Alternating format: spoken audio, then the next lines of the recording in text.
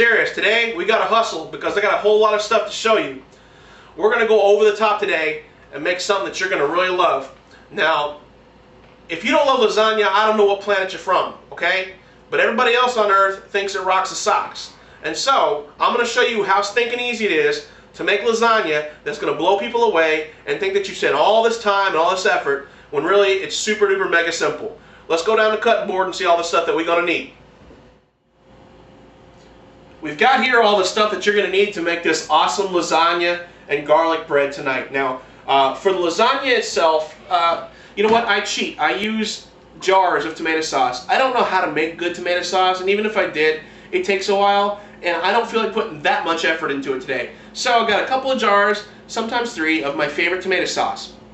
You'll need lasagna pasta, of course. You'll need some sort of a protein. If that's your thing, there's a million different kinds of lasagna. We're not going to get into that right now. So, we're also going to need cheese. I have here mozzarella, Parmesan, and ricotta cheese. You're going to need a couple eggs to bind all your stuff. And I've got some mushrooms here that I'm going to use along with my protein inside the lasagna mix. All these things are going to come together into an excellent, bubbly, deliciousness layer manifesto. Wow. Now, I also have here a big honking loaf of crusty bread. I have a little butter, and I have a little oregano, and I had garlic. Hey, garlic, please, garlic. Garlic, awesome.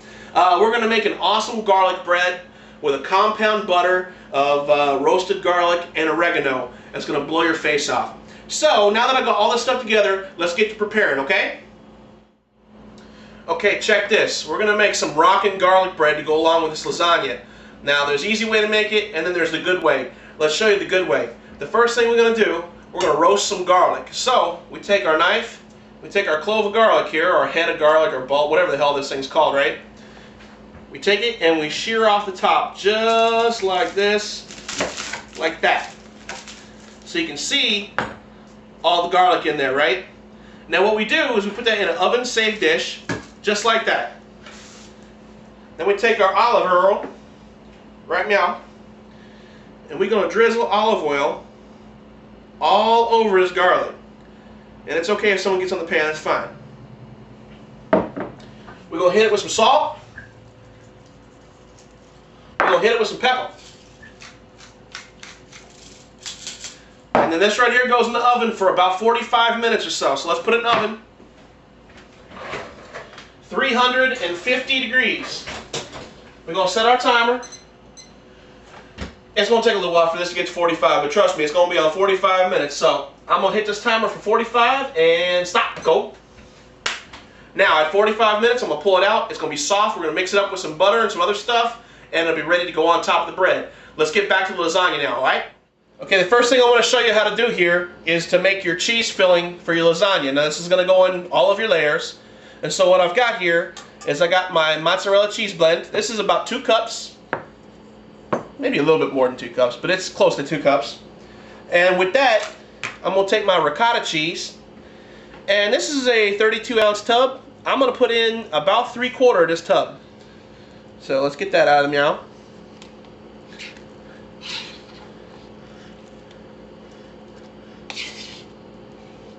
There we go. Get in, meow. Now don't fret that you've got this little bit of ricotta left and you go, oh, I can't do anything, so I'm not going to make any more pasta. Whatever. You can have, this is awesome on baked potatoes, so don't throw that away. And a little bit of your ghetto Parmesan cheese, because real Parm is real expensive, so we're going to put in about a 1/4 cup, 1/3 of a cup. Now, as if that's not enough, huevos. Uno.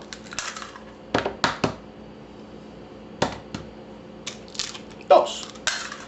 This is basura. That's like Japanese for refuse or something. Anyway, now we've got our mix, right? Well, it don't look very mixed, so we're going to get a spoon and no, we're not. Laves las manos and go in, baby. You mix and you mix and you mix. And you mix until everything is incorporated real well. Until you can see pretty much the yolk of the egg not being all runny and all over the place until it's pretty much just one big awesome white cheesy glop. And this here, folks and friends, is going to make an awesome mix for to go in your lasagna. Now, I'm going to go wash my hands after I get this mixed up and show you another step that's very important. Okay, what I'm going to do now is I'm going to brown my ground beef that I'm going to put it in lasagna. Now, you don't have to use ground beef. You can use ground pork, ground turkey, Italian sausage. You can use leftover pot roast. You can do veggie lasagna, which is veggies, eggplant, whatever. You don't have to have anything. In fact, you don't even have to make a red lasagna. You can make a white lasagna. You can make a chicken Alfredo. Anywho, let's brown this, right? Got my pan going. Get a little sizzle there.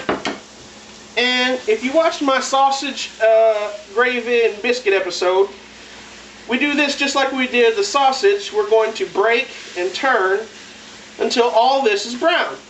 Break and turn and break and turn. So, I'm going to come right back when this is all browned up. Hang with me.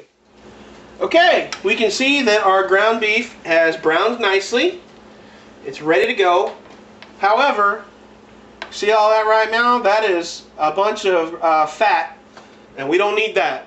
And so what I'm going to do is I'm going to take this over to my colander, which has a pretty fine strain, and I'm going to dump this in the colander and let the fat drain out. And then I'm going to put this on the side in a bowl with some paper towel so it can absorb any more fat to save until I'm ready to assemble my lasagna. So I'm going to drain this, and I'll be right back when we're going to talk about the pasta and the mushrooms. Now, as with a lot of things, cooking times vary. My garlic is about to come out of the oven. It has not been 45 minutes. In fact, it's been just about 35. But I want to show you what it looks like because, oh my freaking God. Look at that right there. That is some incredible stuff.